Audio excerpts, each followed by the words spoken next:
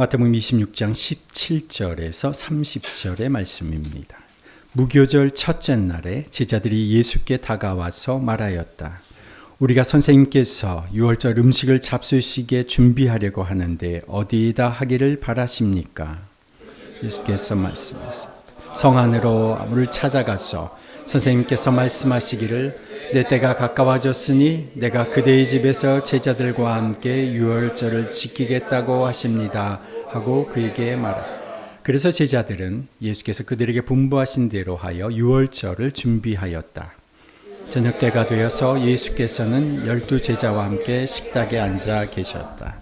그들이 먹고 있을 때에 예수께서 말씀하셨다. 내가 진정으로 너희에게 말한다. 너희 가운데 한 사람이 나를 넘겨줄 것이다. 그들은 몹시 걱정이 되어 저마다 주님 나는 아니죠 하고 말하기 시작하였다. 예수께서 대답하셨다. 나와 함께 이 대접에 손을 담근 사람이 나를 넘겨줄 것이다. 인자는 자기에 관하여 성경에 기록되어 있는 대로 떠나갔지만 인자를 넘겨주는 그 사람은 화가 있다. 그 사람은 차라리 태어나지 않았더라면 자기에게 좋았을 것이다.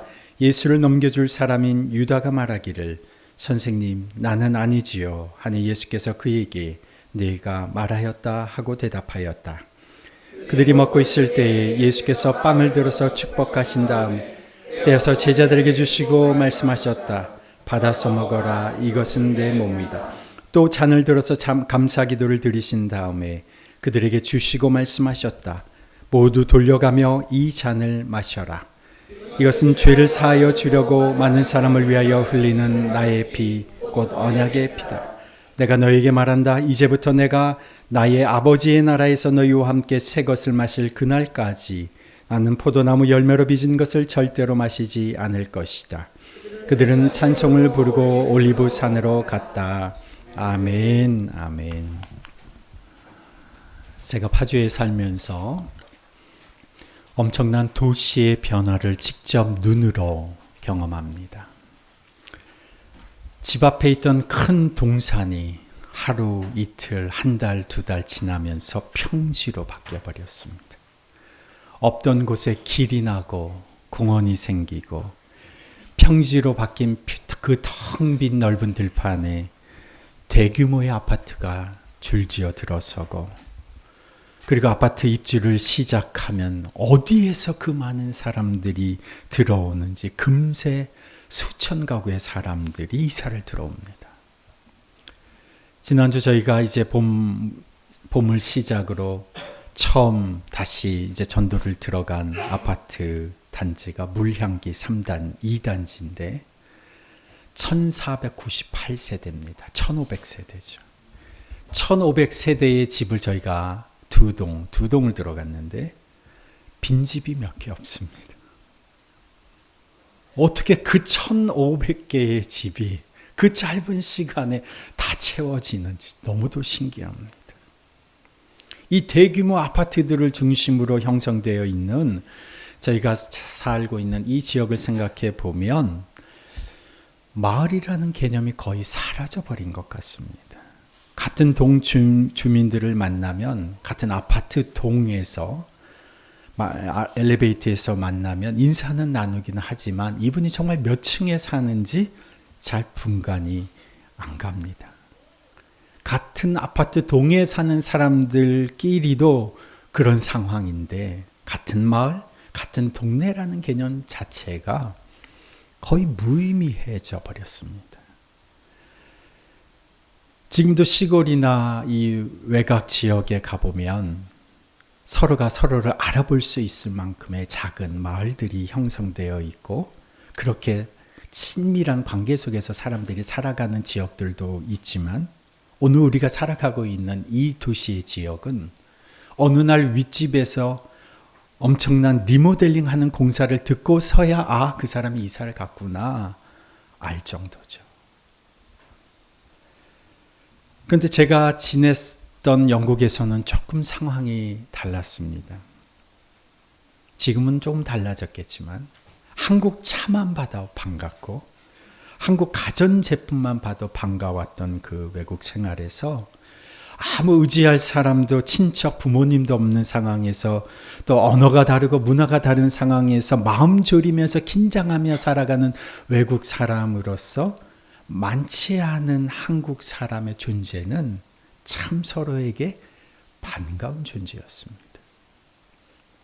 그래서 누군가 새로 유학을 오시거나 새로 이쪽에 취업을 해서 오시게 되면 함께 만나서 환영의 식사 자리를 만들고 또 그곳에서 함께 지내다가 귀국하시게 되거나 다른 곳으로 이동을 하시게 되면 항상 함께 따뜻하게 환송해 주는 그런 모임들이 참 많았습니다. 지금도 기억나는 것이 오랜 시간 같이 했던 한 가족이 이제 다른 곳으로 이사를 가게 되는데 함께 헤어지는 것이 아쉬워서 저녁에 바베큐 식사를 하면서 저녁 늦은 시간까지 모닥불을 피우고 담소를 나누고 또 아이들은 이제 놀 기회가 없으니 실컷 놀아야 한다고 자기들끼리 집안에서 밤늦도록 놀다가 늦은 시각 아쉬움 속에 서로 헤어졌던 기억들이 있습니다. 떠나갈 날이 다가오면 떠나가는 사람도 또 보내는 사람도 늘 아쉬워합니다. 그 함께했던 시간이 서로에게 위로가 되고 힘이 되고 서로에게 격려가 되었기에 아쉬움을 달래면서 서로를 축복하며 떠나보내죠. 3년여 동안 함께 동거동락했던 예수님과 제자들의 이별의 순간이 다가오고 있습니다. 제자들은 아직 실감하지 못하고 있었지만 예수님은 자신의 때가 정말 얼마 남지 않았음을 정확히 알고 계셨습니다. 지금 예수님은 당신의 이 땅에서의 마지막 일주일을 보내고 계셨어요. 공생애의 마지막 일주일. 이 마지막 일주일은 마태복음 21장에서 예수님께서 예루살렘에 입성하시는 그 장면에서부터 일주일이 시작되는데 오늘 본문이 시작되는 이 시점은 일주일 중에 벌써 월요일, 화요일, 수요일 그리고 오늘 목요일의 시점입니다. 이 목요일 매우 늦은 저녁에 예수님께서 군인들에게 체포되어 제사장들에게 끌려가셨습니다. 이 목요일에 예수님께서 제자들과 함께 하실 수 있는 마지막 식사의 자리, 그것이 바로 오늘 본문에 나오는 예수님의 식사의 자리입니다. 십자가에 달리시기 전 바로 하루 전날 제사장들의 군인들에게 잡히시기 바로 그날이었습니다. 오늘 본문 17절 말씀을 함께 보시면 함께 읽어볼까요? 무교절 첫째 날에 제자들이 예수께 다가와서 말하였다. 우리가 선생님께서 유월절 음식을 잡수시게 준비하려고 하는데 어디에다 하기를 바라십니까? 예수님의 마지막 제자들과의 식사 자리가 마침 유월절 식사였다는 것입니다. 유월절은 유대인들의 가장 큰 명절입니다. 우리나라로 치면 추석 명절, 구정 명절과 같습니다. 무엇을 기억하는 절기입니까? 출애굽을 기억하는 절기입니다. 노예 생활에서 출애굽하면서 이스라엘 백성이 광야로 급히 나오면서 아직 제대로 발효도 안 된 밀가루를 가지고 나와서 광야에서 먹었던 것을 기억하면서 유대인들은 발효 안 된 빵, 효모가 없는 빵을 이 유월절에 먹었습니다. 그들이 출애굽할 때 모든 이집트의 장자가 다 하나님의 재앙으로 죽어갔을 때에 모세가 시킨 대로 그들은 그 집 문설주에 기둥과 문설주에 어린 양의 피를 바름으로써 유대인의 집에는 이 재앙이 피해 갔던 것을 기억하면서 그들은 양을 잡아서 양고기를 먹었습니다. 그래서 유월절 기간 동안 누룩 없는 빵, 발효 안 된 빵을 먹는 절기라고 해서 무교, 발효 안 된 빵이 무교란 뜻이죠. 무교절, 유월절을 무교절이라고도 부릅니다. 근데 무교절이 시작되면 첫날 음식을 준비하려고 양을 잡습니다. 이 첫날 제자들이 예수님께 물었던 것이죠. 어디에서 유월절 식사를 하는 것이 좋겠습니까? 예수님이 이렇게 대답하십니다. 18절, 19절 함께 읽습니다. 예수께서 말씀하셨다. 성 안으로 아무를 찾아가서 선생님께서 말씀하시기를 내 때가 가까워졌으니 내가 그대의 집에서 제자들과 함께 유월절을 지키겠다고 하십니다 하고 그에게 말하여라. 그래서 제자들은 예수께서 그들에게 분부하신 대로 하여 유월절을 준비하였다. 아멘. 지금 이 장면이 두 절에 기록되어 있습니다만은 이 장면의 내용이 똑같이 누가복음과 마가복음에도 기록되어 있는데 마가복음을 보면 예수님이 행하신 그 말씀이 조금 더 구체적으로 지시가 되어 있습니다. 마가복음 본문을 한번 띄워주시면 마가복음 14장 13절에서 15절 함께 읽습니다. 성 안으로 들어가거라. 그러면 물동이를 메고 오는 사람을 만날 것이니 그를 따라가거라. 그리고 그가 들어가는 집으로 가서 그 집 주인에게 말하기를 선생님께서 하시는 말씀이 내가 내 제자들과 함께 유월절 음식을 먹을 내 사랑방이 어디에 있느냐고 하십니다 하여라. 그러면 그는 자리를 깔아서 준비한 큰 다락방을 너희에게 보여줄 것이니 거기에 우리를 위하여 준비를 하여라. 아멘. 예수님이 제자들과 마지막 식사를 하는 그날 예수님이 그 식사 장소를 생각하고 계셨습니다. 주인에게 이렇게 물으라고 하시죠. 내가 내 제자들과 함께 유월절 음식을 먹을 내 사랑방이 어디에 있느냐. 이 본문을 보시면 빈방 중에 하나 내가 좀 사용해도 되겠느냐 이렇게 물으시는 것이 아니라 내가 내 제자들과 함께 머무를 내 사랑방이 어디 있느냐. 누가복음에도 보면 이 부분 이렇게 표현합니다. 그 방이 어디 있느냐. 이렇게 주인에게 물으라고 합니다. 마치 예수님이 그 방을 알고 계신 것처럼, 마치 그 집을 알고 계신 것처럼, 그 주인을 알고 있는 것처럼 말씀하시죠. 예수님은 그 사람의 그 다락방, 그 자리를 깔고 준비된 그 큰 방을 생각하고 계셨습니다. 지금 예수님이 일주일의 여정이 21장에서부터 시작된다고 말씀을 드렸는데 21장에 예수님이 예루살렘에 입성하실 때 사람들이 자기들의 겉옷을 바닥에 깔고 그 깔린 바닥 위에 예수님이 나귀를 타고 들어오셨는데 여기에 마가복음에 보면 자리를 깔아서 준비된 바로 그 다락방을 예수님이 사용하기 원하셨습니다. 그리고 마가복음과 누가복음에 따르면 이 제자들이 두 사람을 보내셨는데 두 사람의 제자가 누구였느냐? 베드로와 요한이셨습니다. 예수님이 가장 믿을 수 있는 사람 두 사람, 베드로, 요한을 보내셔서 그 장소를 착오 없이 준비하게 하셨습니다. 그리고 그 결과가 19절, 20절 말씀 본문을 우리 성경 말씀 함께 읽습니다. 그래서 제자들은 예수께서 그들에게 분부하신 대로 하여 유월절을 준비하였다. 저녁 때가 되어서 예수께서는 12 제자와 함께 식탁에 앉아 계셨다. 이 19절과 20절, 이 문맥과 문맥 사이에 숨겨져 있는 것이 있습니다. 기록되어 있지는 않지만 이 상황을 생각해 보면 보이는 것이 있습니다. 물을 길러 나갔다 들어온 종을 따라 제자 2명, 베드로와 요한이 그 집을 따라 들어갔습니다. 물 길러 가는 사람이 그때는 딱 한 사람이었을까? 생각해 보면 여기에 종은 남성으로 표현되어 있어요. 대부분의 종들은 여성들이 머리에 물동이를 메고 종들이, 하인들이 주인 집으로 들어가는데 여기 본문에서는 웬 남성, 종이 남성인 거 눈에 띄었겠죠. 그 집을 들어갔습니다. 그런데 누군가 이 남종을 따라 두 사람이 따라 들어온 겁니다. 이들에게서 예수님의 요청을 전해 들은 주인이 있었습니다. 그리고 그 두 사람의 요청대로 이미 깔린, 이미 자리가 청소되고 준비되어 있던 그 다락방을 순순히 내어드린 주인의 순종이 이 문맥과 문맥 사이에 담겨져 있음을 우리는 이해할 수가 있습니다.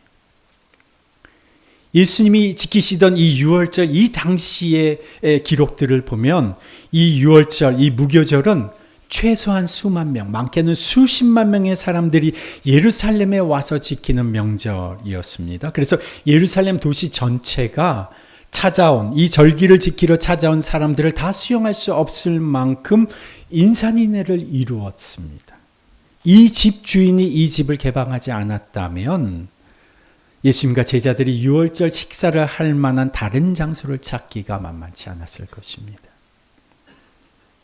곧 이어지게 될 예수님의 체포, 예수님의 고난, 예수님의 죽으심, 그리고 이어지는 예수님의 부활은 우리의 인간의 역사의 전환점이 되는 사건이요, 우리 개인에게는 기적과 구원의 현장이요, 하나님의 사랑의 증거가 될 그런 현장이 될 것이지만, 그러나 이 모든 일의 진행 속에, 과정 속에 이름이 밝혀지지 않은 한 주인의 순종이, 헌신이 여기에 담겨져 있다는 것입니다.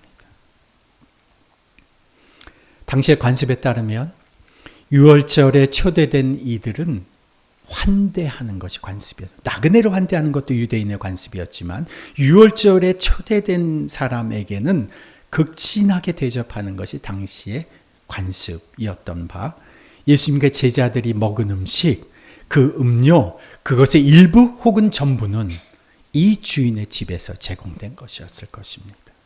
어쩌면 이들이 함께 먹었던 빵, 그들이 함께 마셨던 포도주는 그 집 주인의 아내가 송수 만들어낸 빵, 직접 담근 포도주였을 것입니다. 늘 나그네처럼 이렇게 떠돌아다니던 제자들이 어디에서 변변한 음식을 준비할 수 있었겠습니까? 그 변변치 않은 음식을 대신해서 집 주인의 아내가 제대로 따뜻하게 구워낸 빵과 음식이 그 탁자 위에 펼쳐져 있었을 것입니다. 마태복음에서는 자신의 향유를 예수님의 그 머리에 부었던 여인의 이름을 밝히지 않습니다. 예루살렘에 입성하실 때 나귀를 가져오라고 하셨는데 그 나귀의 주인의 이름을 밝히지 않습니다. 오늘 본문에서도 유월절 식사를 위해서 큰 다락방을 내어준 주인의 이름도 나오지 않습니다. 하나님의 역사는 도도히 흘러갑니다. 지금도 하나님의 행하시는 하나님의 역사는 일어나고 있습니다. 그런데 예수님만 주인공이 되도록, 예수님만 주목받도록 사람의 이름은 숨겨져 있는 것이죠. 인간의 순종과 헌신을 일부러 숨겨두고서 하나님께서 이름 모를 이들의 내어드림, 순종, 헌신이라고 하는 이 과정을 통해서 지금 하나님의 역사가 펼쳐져 가고 있다는 사실입니다. 30절에 보면 예수님과 제자들이 그곳을 떠나가십니다. 식사를 마치고. 그리고 사람들은 이 집 주인에 대해서 이제 잊어버리죠. 그러나 우리가 믿음의 시선과 관점으로 이 성경의 행간을 묵상해 보면 보일 수밖에 없는 것들이 있습니다. 제자들이 식사를 하고 난 그 다락방의 정리와 설거지는 누가 했겠습니까? 제가 환송하는 사람들을 떠나보내고 환송 바베큐를 하고 나면 사람들은 즐거운 기억과 따뜻한 추억을 담고 집으로 돌아갑니다. 바베큐 판에 붙은 그 기름 찌꺼기 누가 솔로 문지를까요? 타고 남은 그 재는 누가 처리할까요? 한가득 쌓인 설거지는 누가 할까요? 고스란히 그 집 주인의 몫인 겁니다. 그러나 그것은 사람들에게 보이지 않는 영역입니다. 마태복음에서 이 부분을 아주 가볍게 지나치고 있는데 유독 마가복음에서는 이 부분을 아주 자세하게 기록하고 있습니다. 왜 유독 마가복음에서는 이 유월절 마지막 식사를 다룬 이 내용을 다른 복음서보다 이렇게 자세하게 기록하고 있을까? 물론 누가복음도 자세하게 기록하고 있는데 누가복음은 마가복음의 설명을 그대로 차용해서 추가 설명을 붙인 부분이고, 마가복음에서는 물을 뜨러간 사람을 따라가서 그 집주인에게 뭐라고 말했는가까지도 자세히 설명을 합니다. 준비된 다락방의 디테일까지 세밀히 기록해 놓았습니다. 왜 그랬을까요? 이 마가복음의 기록자가 누구인가? 마가입니다. 마가의 집이 어디에 있었을까요? 예루살렘에 있었습니다. 그 마가의 집에 다락방이 있었습니다. 예수님의 이 마지막 식사의 장소도 다락방이었습니다. 왜 예수님이 내 사랑방이라고 하셨을까요? 왜 예수님이 그 방이 어디에 있느냐고 물으셨을까요? 사도행전에 보면 제자들과 신도들이 예수님의 십자가 죽음 이후에 두려워 떨면서 문을 잠그고 어디에 있었느냐? 마가의 집 다락방에 모여 있었습니다. 부활하신 예수님께서 나타나신 장소가 어디였습니까? 마가의 집 다락방이었습니다. 예수님이 약속하신 성령이 임하셨던 그 역사적 현장이 어디였습니까? 마가의 다락방이었습니다. 마태복음에서는 밝히지 않지만 예수님의 이 마지막 식사의 장소는 바로 마가의 집이었다고 하는데 많은 성경학자들은 동의합니다. 마가복음을 기록한 마가는 이 현장을 너무도 잘 아는 것이죠. 자기 집에서 있었던 그 예수님과의 마지막 식사의 자리가 예수님의 그 십자가 죽으심을 경험하면서 함께 슬퍼했던 자리였고, 그 자리는 예수님의 그 고난을 생각하면서 함께 울부짖는 기도의 자리였고, 그 자리는 부활하신 예수님을 동시에 만나 기쁨을 경험했던 자리였고, 그 자리는 예수님이 약속하신 성령의 능력을 체험하고 경험하는 역사적 현장이 되었던 겁니다. 그 마가의 다락방 여주인이 마가의 어머니 마리아, 예수님이 부활하셔서 빈 무덤을 찾아간 여인 중에 한 명이었던 것이죠. 이들이 보이지 않는, 감춰져 있는 주님의 사람들인 겁니다. 정작 예수님과 함께 3년을 동고동락했던 사람들은, 가룟 유다는 은돈 30을 이미 받았습니다. 이 식사를 하기 전에 이미 받고 있었어요. 예수를 팔려고 기회를 엿보고 있는데, 이름 모를 여인은 결혼을 위해 준비한 향유를 그에게 붓습니다. 이름을 숨긴 어느 집 주인은 깨끗이 청소되고 손님 맞을 준비가 된 다락방을 제자들과 예수님께 내어놓습니다. 정작 예수님께 순종하고 헌신해야 할 제자들은 배신하고 다 도망갔지만, 이름 모를 이들은 예수님의 그 십자가 죽으심과 부활, 그리고 우리를 살리시려는 그 하나님의 구원의 역사를 위해 자기의 것을 아낌없이 내어놓고 순종하고 헌신하였다는 것이죠. 지금도 은 30이면 예수님을 팔 자들이 얼마나 많이 있습니까? 조금만 이익이 생기면, 조금만 경제적 혜택을 누리게 되고, 조금만 더 좋은 자리를 차지하게 되면, 성공의 자리만 약속된다면 얼마든지 예수의 이름은 바닥에 내팽개쳐두고 은 30 때문에 살아가는 사람들이 얼마나 많습니까? 가룟 유다만이 아니라 제자들이 말합니다. 나는 아니지요. 나는 그런 사람 아니지요. 가룟 유다까지도 말합니다. 나는 아니지요. 이미 은돈 30을 받아놓고도, 이미 그렇게 살아가면서도 스스로 말하는 겁니다. 나는 그런 사람은 아니다. 우선 먹고 살아야 되고, 우선 성공해야 되고, 우선 인정받아야 되고, 우선 내가 하고 싶은 건 해야 되고, 이미 그렇게 살아가고 있으면서도 예수님 앞에서 나는 그런 사람 아니죠. 스스로 위안하는 이 시대 속에서 하나님의 역사는 이름이 숨겨진, 이름이 감춰진 이들을 통해서 일어나는 겁니다. 더빅교회가 이 세상 누구도 알아주지 않는 이름이어도, 여기 있는 우리 한 사람 한 사람을 아무도 기억하지 못해도 우리의 인생이 하나님이 이뤄가시는 하나님의 역사의 과정이 되고, 내가 그 과정이 되어서 순종과 헌신으로 오늘 이 시대를 살아간다면, 이름이 밝혀지지 않아도, 유명해지지 않아도, 성공하지 않아도 이미 그 사람은 하나님 나라에서 위대한 사람인 겁니다. 사람들에게는 감춰져 있지만 하나님 나라에서 주님이 기억하시는 사람이 되는 겁니다. 하나님의 역사의 과정이 되는 사람인 겁니다. 초야에 묻혀 있어도, 아무도 알아주지 않아도 주님의 과정이 되고 주님의 도구가 되는 것, 그것이 행복입니다. 저는 그렇게 살아가기를 소원합니다. 여러분 한 분 한 분도 그렇게 살아가기를 원합니다. 오늘 이 장면은 예수님과 제자들의 식사 장면입니다. 26절의 말씀을 한번 보십시다.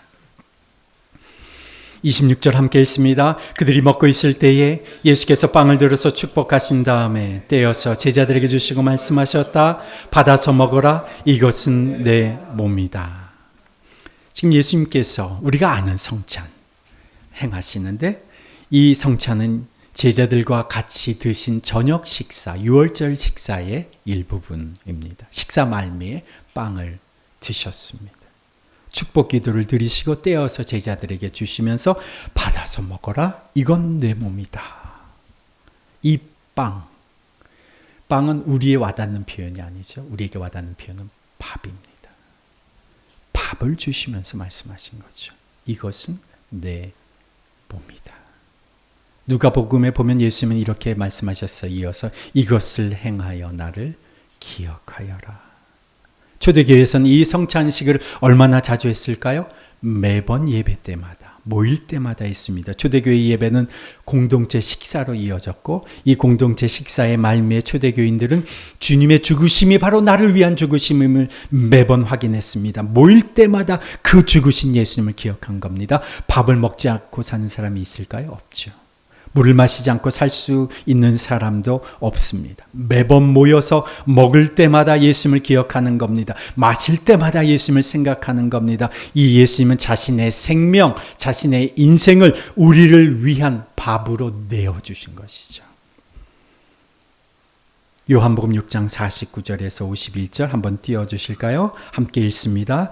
너희의 조상은 광야에서 만나를 먹어서 얻어 죽었다.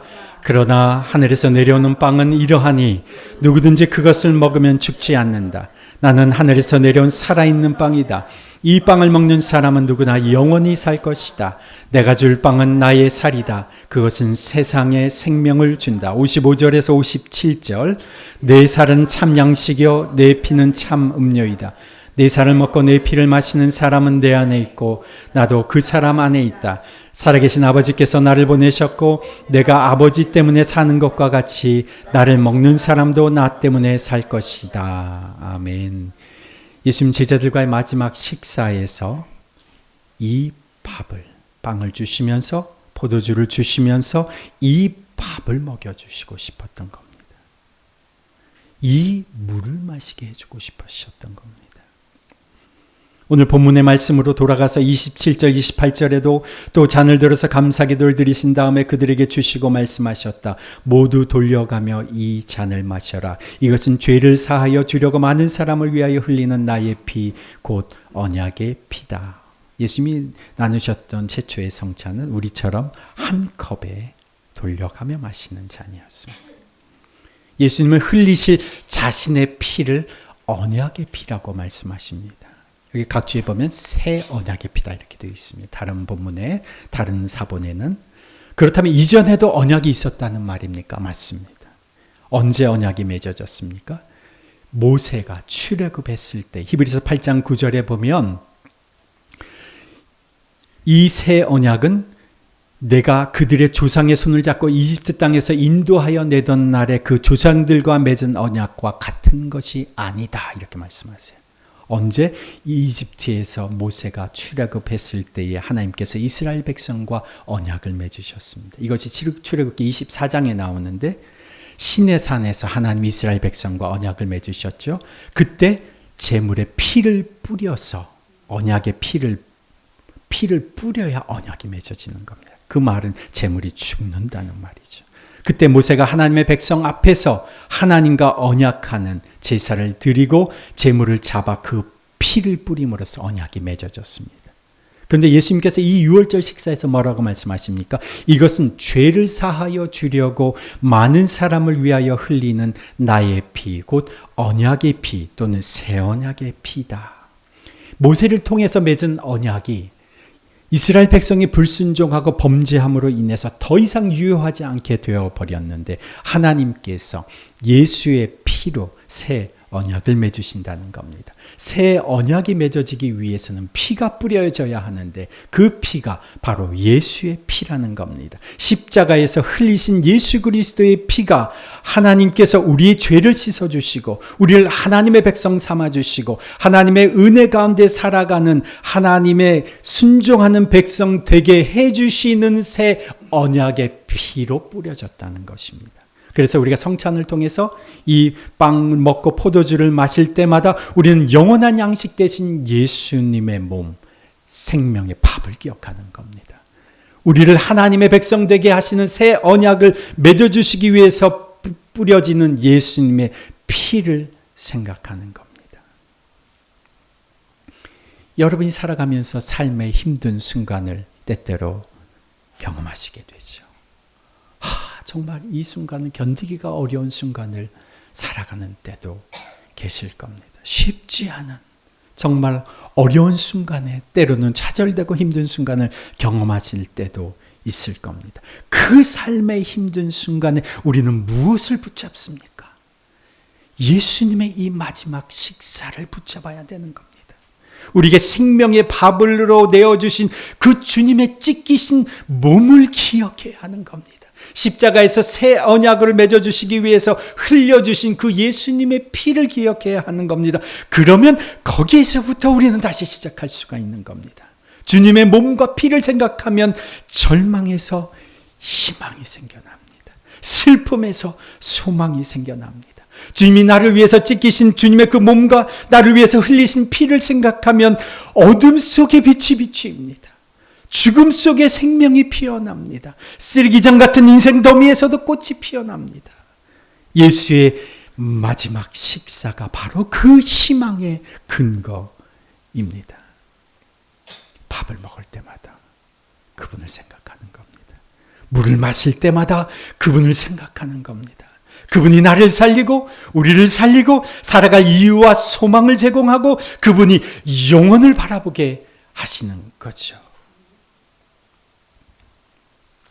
최근에 지난 주만 해도요, 이번 주만 해도 제가 두 곳에, 한 곳은 장례를 이미 다녀왔고요. 오늘 제가 이따 저녁에 또 장례식장을 찾아갑니다. 93세, 98세 되신 부모님들이 돌아가셨는데 연로하신 노인분들은 일주일만 못 드셔도 금세 위독해지시고 돌아가십니다. 노인들은요, 밥심으로 사시는 거예요. 하루만 잘 못 먹어도 금세 티가 납니다. 그리스도인들은 무엇으로 사는지 아십니까? 예수 밥심으로 사는 겁니다. 그리스도인들은 예수 밥심으로 사는 겁니다. 육신의 밥은 먹어도 또 배고파집니다. 그러나 그리스도인은 예수 밥을 먹어야 예수 밥심으로 살아야 예수가 내 힘이 되고 내 에너지가 되고 내 살이 되고 내 인생이 되는 겁니다. 여러분, 오늘이 그날처럼 예수님과의 마지막 식사 자리라고 한다면 여러분이 이 자리에서 예수님과의 마지막 식사를 한다고 생각해 보십시오. 이 시간이 예수님과의 마지막 시간이라고 생각해 보십시오. 오늘 예수님이 떼어주시는 떡과 포도주를 여러분이 막 먹고 마시고 돌아오는 이번 한 주간 여러분 어떻게 사시겠습니까? 여러분이 살아갈 그 한 주간은 그냥 한 주간이 아닐 것입니다. 여러분이 여러분의 인생을 위하여 스스로 내 밥이 되어주시려고 그분이 몸을 찢기셨고 그 허리에 찔린 창자국에서 그 마지막 피 한 방울까지도 예수님께서 우리를 위해 흘려주셨는데 예수님께서 예수 밥 먹고 살아가게 하시려고 예수님이 그 온몸이 만신창이가 되어 주셨는데 그 예수님과 함께 밥 먹고 이번 한 주간을 살아간다면 여러분의 그 한 주간은 그냥 한 주간이 아니라 예수의 생명이 치러지고 얻어낸 한 주간이라는 것입니다. 그러면 어떻게 사시겠습니까? 여러분의 그 평범한 일생이 아무 생각 없이 살아가는 그런 한 주간이 될 수가 없고 겉으로 보기에는 세상 사람들과 똑같은 일상을 살아가지만 일상의 삶이 예수 때문에 사는 겁니다. 예수를 위해 사는 겁니다. 예수로 인해서 사는 겁니다. 예수로 사는 겁니다. 이게 아니고서는 그리스도인이 아닙니다. 예수가 내 밥이 되어주셨는데 어떻게 우리의 일상이 안 달라질 수가 있는 겁니까? 예수님께서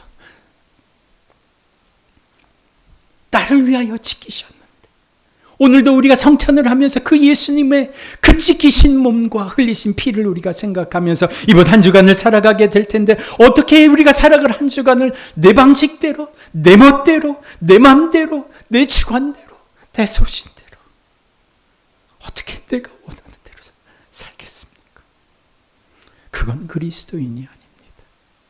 똑같은 세상 사람들과 겉보기에는 똑같은 일상을 살아도 예수로 살아야 하는 겁니다. 나는 그리스도와 함께 십자가에 못 박혔다. 매 순간 내 자신을 십자가에 못 박고 매 순간 예수로 사는 겁니다. 내 안에 그리스도께서 사신다. 그리스도께 묻고 그리스도께 기도하고 그분이라면 어떻게 하셨을까 생각하고 그분의 삶을 묵상하면서 나를 위하여 죽으신 예수의 일상을 내 삶으로 살아내는 것입니다. 이것이 그리스도의 사람 그리스도인입니다. 죽기까지 순종하신 그분을 본받아서 주님의 말씀에 내 생각을 굴복시키고 내 판단을 굴복시키고 순종하는 겁니다. 주님이 세우신 권위에 말씀의 권위에 순종하며 사는 겁니다. 그런 정신으로 사는 사람이야말로 그런 그리스도인이야말로 나만 사는 것이 아니라 사람을 살리고 사람을 먹이고 사람의 영혼의 생명을 부여하고 사람들의 밥이 되어줄 수 있는 그런 사람이 되는 겁니다. 예수 그 밥으로 살아내면서 사람들을 살리는 밥이 되어주는 사람, 그런 그리스도인으로 이번 한 주 살아가십시다.